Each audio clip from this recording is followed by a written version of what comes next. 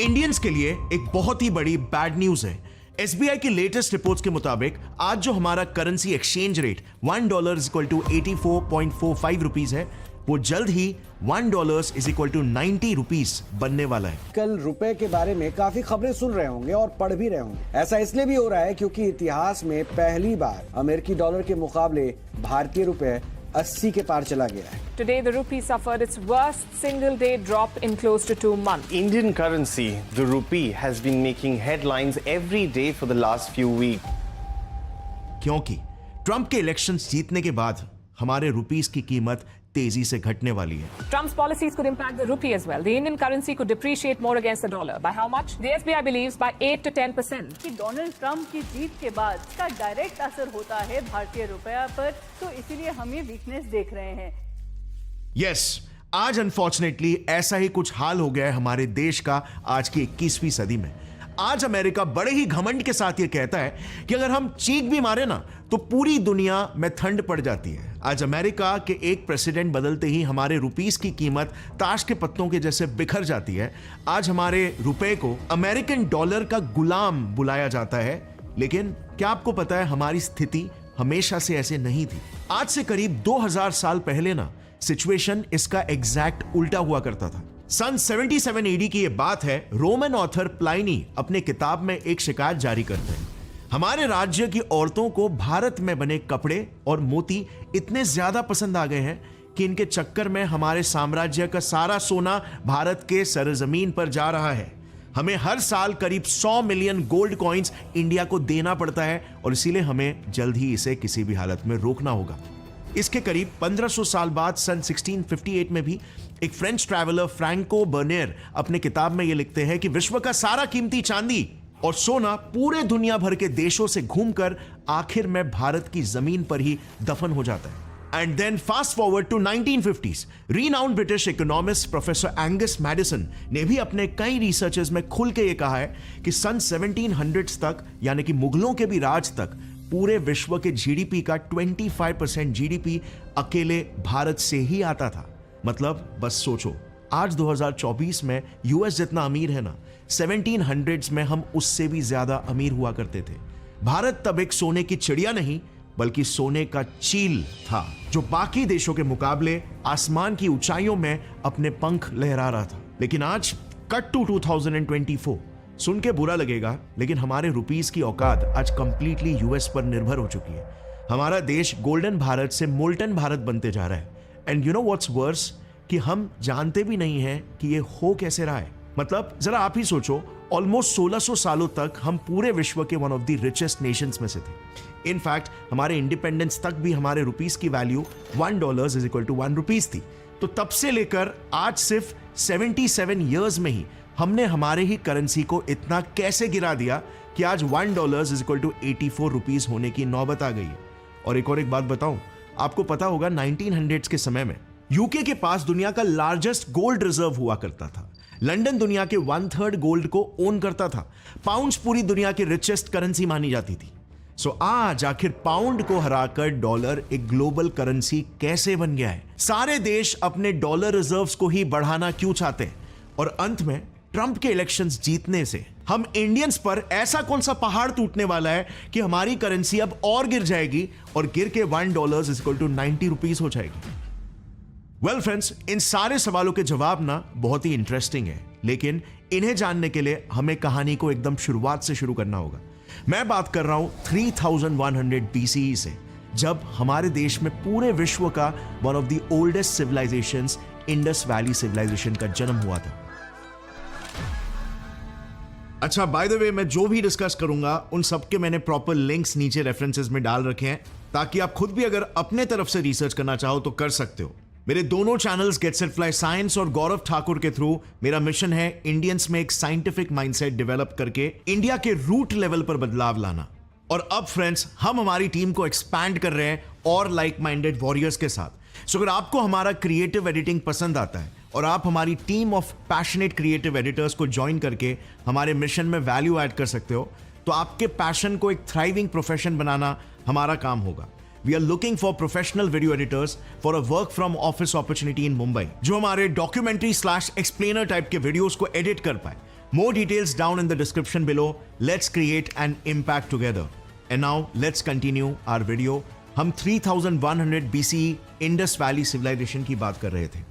अब क्योंकि IVC में हमने world's earliest known shipping ports Lothal और सुतका-गेंडोर कंस्ट्रक्ट कर लिया था, इसीलिए उस वक्त देश विदेश के कई व्यापारी इंडस वैली सिविलाइजेशन आया करते थे हमारे देश से silk, textiles, ivory boxes, jewellery, fish hooks जैसी चीजें खरीदने के लिए, और उसके बदले में उन्हें हम चांदी जैसे कई प्रीशियस मेटल्स बार्टर सिस्टम में एक्सचेंज के रूप में देते थे। यहां तक स्थिति फिर भी चलो नॉर्मल ही थी, लेकिन सन 321 BCE में चंद्रगुप्त मौर्य के शासन में भारत की किस्मत बदल गई, क्योंकि इस दौर में हम सही मायने में एक इकोनॉमिक सुपर पावर बनकर उभरने लगे। एक्चुअली में चंद्रगुप्त मौर्य के शासन में ही भारत सही मायने में एक अखंड भारत बन पाया था। उनके प्रधानमंत्री कौटिल्य की मदद से उन्होंने पूरे भारत को एक सेंट्रल गवर्नमेंट सिस्टम, यानी कि आज जैसे इंडिया में गवर्नेंस चलता है ना, ठीक इसी सिस्टम से उन्होंने उस वक्त गवर्न करना शुरू कर दिया था। और इसी दौरान एक भारत की एक ही अर्थव्यवस्था हो, इसके लिए मौर्यंस ने ही हमारे देश में सबसे पहली बार करेंसी के कॉन्सेप्ट को जन्म दिया। सिल्वर कॉइन्स जिन पर फ्लोरल डिजाइन्स प्रिंटेड हुआ करते थे। कुछ 700 सालों तक ऑलमोस्ट पूरे ही इंडियन सबकॉन्टिनेंट में लोग इसी सिल्वर करेंसी का इस्तेमाल किया करते। अच्छा, मौर्यन पीरियड में ही इंडिया में इनकम टैक्स और कस्टम ड्यूटी का कॉन्सेप्ट भी शुरू हो गया था। कस्टम ड्यूटी इसीलिए क्योंकि इसी पीरियड में इंडिया विश्व का सबसे बड़ा एक्सपोर्टर बन चुका था, और इस बात का जिक्र प्लाइनी ने भी अपनी किताब में किया है। भारत का सबसे ज्यादा माल रोम जा रहा था, वहां इंडियन टेक्सटाइल और मोती की बहुत ज्यादा डिमांड हुआ करती थी, इसीलिए कस्टम ड्यूटी के कॉन्सेप्ट का इजाद किया गया ताकि इन एक्सपोर्टर्स से गवर्नमेंट भी पैसा बना सके। लेकिन रोम के pass on the other hand हमें बेचने लायक कोई खास चीज नहीं हुआ करती, सिवाय एक सबसे कीमती चीज, सोना। और इसीलिए 6th सेंचुरी AD के अंत तक भारत फॉरेन एक्सपोर्ट से इतना ज्यादा अमीर बन चुका था कि मौर्यन एम्पायर के बाद देश पर राज करने वाले अगले शासक गुप्ताज ने तो चांदी के सिक्के हटाकर सीधे सोने के सिक्के बनाना शुरू कर दिया, इस्तेमाल करना शुरू कर दिया। इंडिया उस वक्त दुनिया की GDP का 32% शेयर होल्ड करता था। फॉर कॉन्टेक्स्ट, आज USA वर्ल्ड GDP में सिर्फ 24% ही कॉन्ट्रीब्यूट करता है, हमारे मुकाबले फिर भी 8% कम। So I think it is really safe to say कि हम 6th सेंचुरी AD तक वर्ल्ड के एक मेजर इकोनॉमिक सुपर पावर बन चुके थे, और वो भी सिर्फ कुछ ही सालों तक नहीं, हमने ये पद ऑलमोस्ट 1600 सालों तक कायम रखा। इनफैक्ट मुगलों के राज में भी हमारी GDP 25% होल्ड करती थी। जानते हो ये कैसे मुमकिन था? वेल, एग्जैक्टली उसी वजह से जिस तरीके से आज चाइना इकोनॉमिक सुपर पावर बन के बैठा है। यस, मैन्युफैक्चरिंग हब बन के इंडिया का हर एक कोना कुछ ना कुछ प्रोड्यूस या मैन्युफैक्चर जरूर करता। जैसे बंगाल में सिल्क उगकर आगे बिहार, जम्मू और गुजरात जाता, वहां जाके यानी कि सूरत में world famous silk clothes, Jammu में शॉल और बिहार में कारपेट बनते थे। ऐसे ही राजस्थान प्रीशियस स्टोन्स, पिंक और व्हाइट मार्बल मैन्युफैक्चर करता, तो Punjab wheat, Ganga plain region rice, Deccan region rice और शुगर, और मालाबार रीजन स्पाइसेस उगाते थे। एंड स्पाइसेस में से ब्लैक पेपर की यूरोप में बहुत ज्यादा डिमांड थी। इतनी डिमांड कि अगर आप नहीं जानते तो बस इतना समझ लो कि तब यूरोपियंस हमारे ब्लैक पेपर्स को काला सोना बोला करते थे। इंडिया ऑलमोस्ट हर चीज एक्सपोर्ट करता था, कपड़ों से लेकर फर्नीचर्स तक, जरूरी सामानों से लेकर लग्जरी आइटम्स तक, सब कुछ। और इसके बदले में पूरी दुनिया भारत को सोना चांदी दिया करती थी। अब जरा यहां पर रुकना, थोड़ा सा ना इकोनॉमिक्स के कॉन्सेप्ट को समझते हैं। आखिर एक करेंसी की एक्सचेंज वैल्यू डिसाइड कैसे होती है? डोंट वरी, एकदम सिंपल लैंग्वेज में समझेंगे। आफ्टर ऑल ये एकदम बेसिक्स है और हम सबको पता होने चाहिए आगे समझने के लिए। देखो, करेंसी वैल्यू, जिसको इकोनॉमिक भाषा में फॉरेक्स यानी कि फॉरेन करेंसी एक्सचेंज रेट बोलते हैं, वो तो बस डिमांड का खेल है। आज US डॉलर एक ग्लोबल करेंसी है, वो कैसे बनी ये आगे समझेंगे, लेकिन अभी के लिए ये समझ जाओ कि अगर आपको पूरी दुनिया से कुछ भी खरीदना हो तो आपको इसकी ही जरूरत पड़ने वाली है, और इसीलिए इसको इंटरनेशनली हर देश अपने करेंसी का एक्सचेंज रेट डिसाइड करने के लिए यूज करता है। 15 major trade deals worth $250 billion, $2.4 billion, more than $7 billion. Basically एक ग्लोबल करेंसी होने की वजह से हर देश डॉलर के अगेंस्ट ही अपने देश की करेंसी वैल्यू तोलता है। पर यहां पर यह मत समझना कि डॉलर बड़ा है, बिल्कुल भी नहीं। अगर समझने के लिए दुनिया एक बहुत ही बड़ा सा देश है तो डॉलर बस उस देश की करेंसी है। बाकी आपके देश की करेंसी की वैल्यू डिसाइड होती है आपके करेंसी की डिमांड पर, और अगर डिमांड ज्यादा हो तो आपके देश की करेंसी भी डॉलर से बड़ी हो सकती है। अब नेचुरली यहां पर अगला सवाल यह आएगा कि मेरे देश की करेंसी की डिमांड हाई कैसे हो सकती है, कब होगी? वेल, जब आपके देश के प्रोडक्ट्स की हाई डिमांड होगी इंटरनेशनली, ग्लोबली।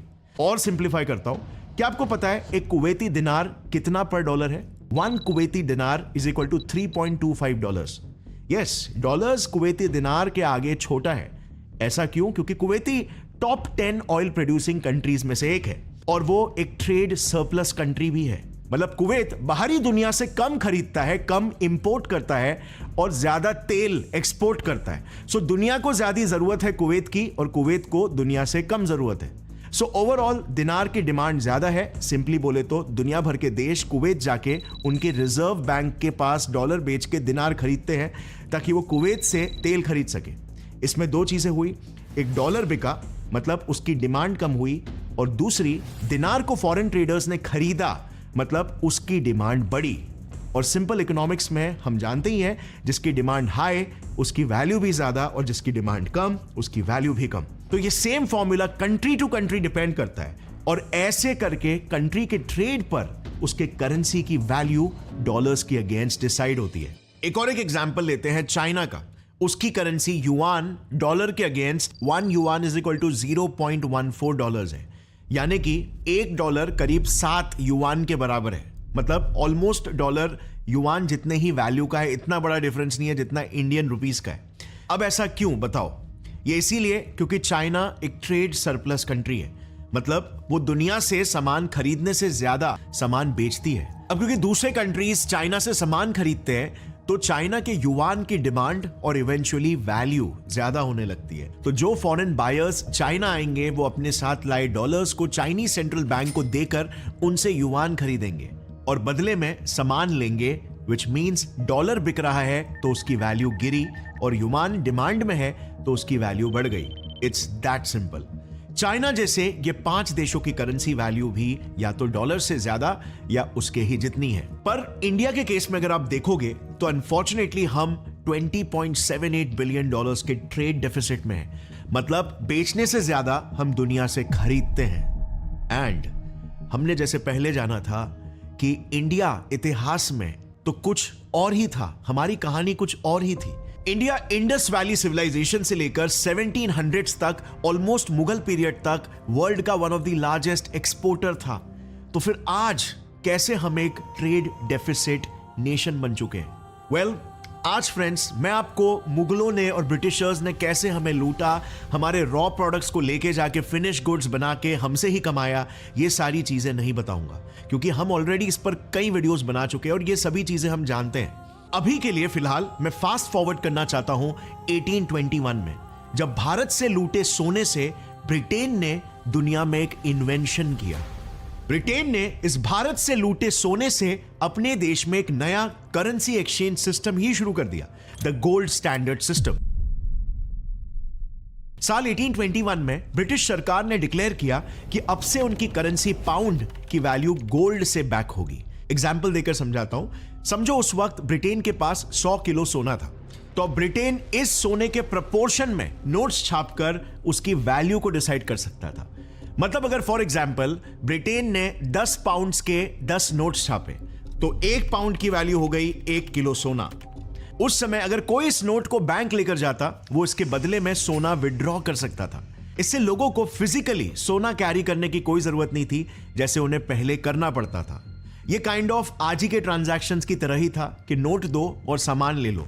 इसमें बस यही फर्क था कि आगे दुकानदार चाहे तो या तो वो नोट को सोने में कन्वर्ट कर सकता था या फिर उस नोट को आगे दूसरा कुछ खरीदने के लिए पास ऑन कर सकता था। और इस तरह गवर्नमेंट गारंटीड पेपर नोट्स का कॉन्सेप्ट पूरे दुनिया में शुरू हुआ। दुनिया में इसी एक्सचेंज वैल्यू और पेपर नोट्स को लेकर ट्रेड होने लगा। अब दूसरी तरफ भारत का सारा सोना लूट कर भी ब्रिटेन का दिल नहीं भरा। वो हमें और बर्बाद करना चाहते थे। इसके लिए उन्होंने एक तरकीब निकाली। साल 1835 में ब्रिटेन ने कॉइनेज एक्ट पास करके एक uniform currency Indian rupee introduce की। यस, रुपी इंट्रोड्यूस करके उन्होंने हमें तबाह कर दिया। समझाता हूं कैसे। जैसे ही रुपी देश भर में सर्कुलेट हुआ, कुछ सालों बाद उन्होंने इंडिया काउंसिल बिल पास किया जिसमें 2 चीजें डिसाइड की गई। एक कि अब से रुपी की वैल्यू सिल्वर से लिंक्ड होगी, मतलब एक कम वैल्यू वाले मेटल से हमारी वैल्यू लिंक करने से ऑटोमेटिकली करेंसी की वैल्यू भी लो हो जाएगी। और दूसरी बात यह डिक्लेयर किया कि भारत से एक्सपोर्ट होने वाले माल का पेमेंट अब रुपीस में ही एक्सेप्ट होगा, ना कि सिल्वर जैसे प्रीशियस मेटल्स में। यह बिल पास होने से पहले क्या हुआ करता था, हमसे ट्रेड करने आए सारे वर्ल्ड ट्रेडर्स सोना, चांदी और प्रीशियस मेटल्स में पेमेंट करते थे, लेकिन अब इस वजह से भारत में प्रीशियस मेटल्स का इनफ्लो कम हो गया, क्योंकि अब ट्रेडर्स आएंगे रिजर्व बैंक के पास सोना चांदी जमा करके रुपीस लेंगे। तो ये रियल सोना अब जाएगा कहां? ऑब्वियसली ब्रिटेन की तिजोरी में। और रुपी की वैल्यू जो सिल्वर से लिंक थी वो तो गिरी गई। So here you can see बहुत ही सिस्टमैटिकली इंडियन रुपीस की वैल्यू को गिराया गया। बट रुको, अभी खत्म नहीं हुआ है। 1890s में इंडियन करेंसी कमेटी बैठी, जिसके रिकमेंडेशन पर रुपी को गोल्ड स्टैंडर्ड पर यानी कि पाउंड्स पर शिफ्ट करके उसका फिक्स्ड एक्सचेंज रेट सेट किया गया। अब रेट फिक्स करते वक्त उन्होंने बताया कि क्योंकि पहले रुपी सिल्वर से लिंक्ड थी तो गोल्ड के कंपैरिजन में ऑलरेडी उसकी वैल्यू कम है और इसीलिए हम उसकी exchange rate 1 pound is equal to 15 rupees set कर रहे हैं। मतलब आयरनी देखो, पहले हमारे ही सोने से खुद की करेंसी की वैल्यू को बढ़ाया, फिर हमारे ही वैल्यू को कम करने के लिए हमें सिल्वर से लिंक किया और आखिर में हम कभी उनकी बराबरी ना कर सके, इसके लिए हमारी करेंसी को लो ही सेट कर दिया। आने वाले कई सालों तक हमारे पैसों से ब्रिटेन ने खूब मौज किया, लेकिन वो कहावत है ना, कर्मा ऑलवेज हिट्स बैक। ऐसा ही कुछ आगे ब्रिटेन के साथ होने वाला था। 28 जून 1914 को ऑस्ट्रिया के लीडर आर्कड्यूक फ्रांस फर्डिनेंड के असैसिनेशन के बाद पूरा यूरोप वर्ल्ड वॉर की आग में झोंक गया था। I have to tell you now that no such undertaking has been received and that consequently this country is at war with Germany. इसका काफी गहरा असर ब्रिटेन पर पड़ा। जैसे ही वॉर डिक्लेयर हुआ, जुलाई 1914 के अंत से लंदन में लोग बैंक ऑफ इंग्लैंड के बाहर लाइन लगाने लगे। सब पैसे देकर अपना सोना वापस चाहते थे। सिर्फ 6 दिनों में 26 मिलियन पाउंड में से 12 मिलियन पाउंड का सोना लोगों ने बैंकों से निकाल लिया। इससे ब्रिटेन टेंशन में आ गया, क्योंकि जंग लड़ने के लिए उसे पैसों की जरूरत थी और तभी उन्होंने एक तरकीब ढूंढ के निकाली, वही पैसे छापने की।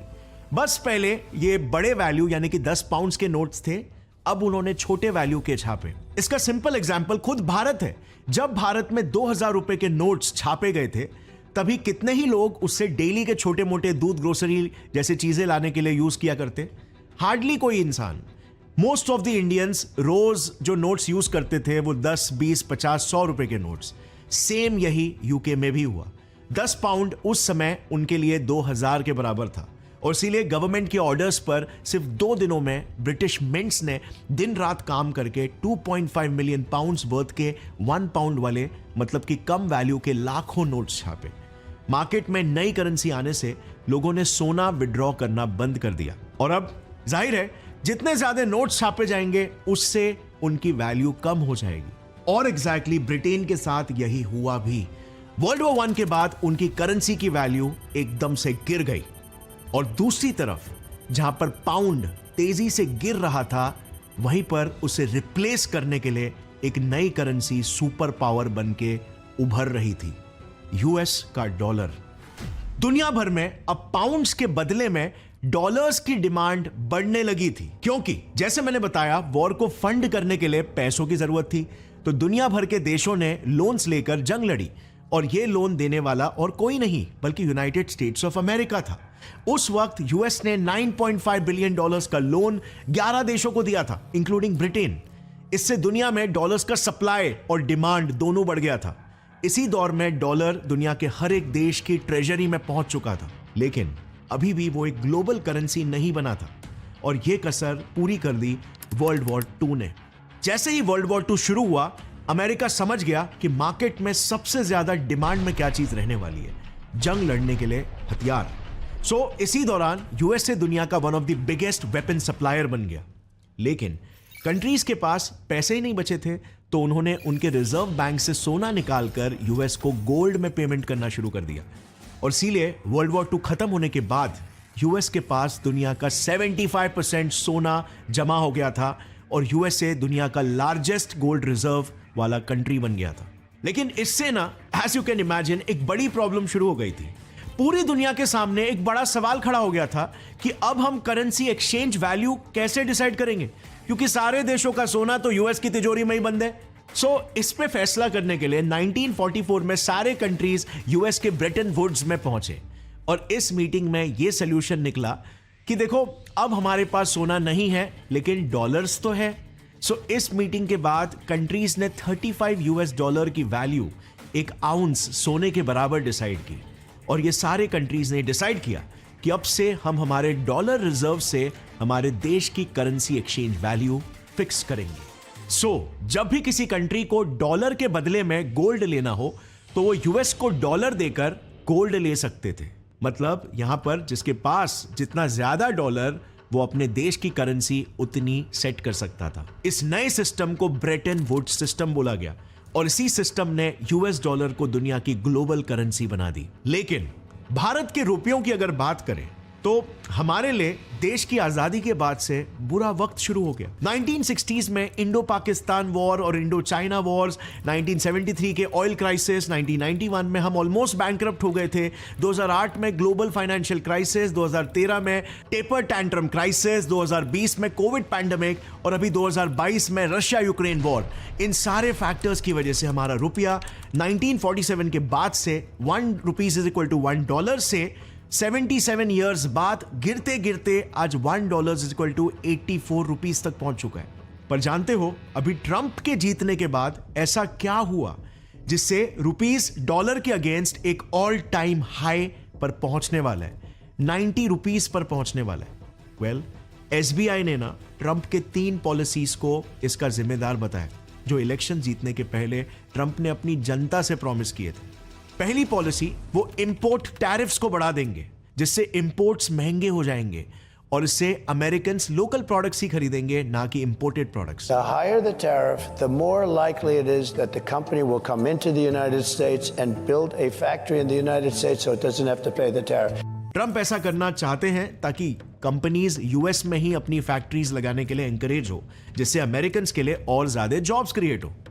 दूसरा प्रॉमिस था कि वो अमेरिकन्स का इनकम टैक्स कट करेंगे। I will pass gigantic tax cuts for workers and keep their jobs here in the United States. और तीसरा सबसे बड़ा प्रॉमिस था कि वो अमेरिकन्स में आने वाले H-1B वीजा होल्डर्स का वीजा एलोकेशन प्रोसेस और ज्यादा स्ट्रिक्ट कर देंगे, प्लस वीजा एक्सपायर्ड इमिग्रेंट्स या फिर इलीगल इमिग्रेंट्स का डिपोर्टेशन करेंगे। On day one, I will launch the largest deportation program in American history.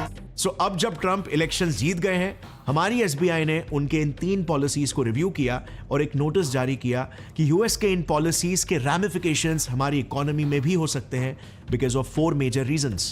पहला, अगर अमेरिका इंपोर्ट टैरिफ्स को बढ़ाता है ना तो आज जो इंडिया यूएस के साथ ट्रेड सरप्लस में है, यानी हमारे प्रोडक्ट्स की वहां पर हाई डिमांड है, लेकिन अब वही प्रोडक्ट्स की कॉस्ट बढ़ने की वजह से उनकी डिमांड वहां पर कम हो जाएगी, जिससे रिजल्टेंटली इंडियन रुपी की वैल्यू भी घट जाएगी। याद है ना, हमने इस वीडियो के शुरुआत में सीखा था कि किस तरह से high demand of a countries product is directly proportional to an increase in that countries currency exchange value and vice versa.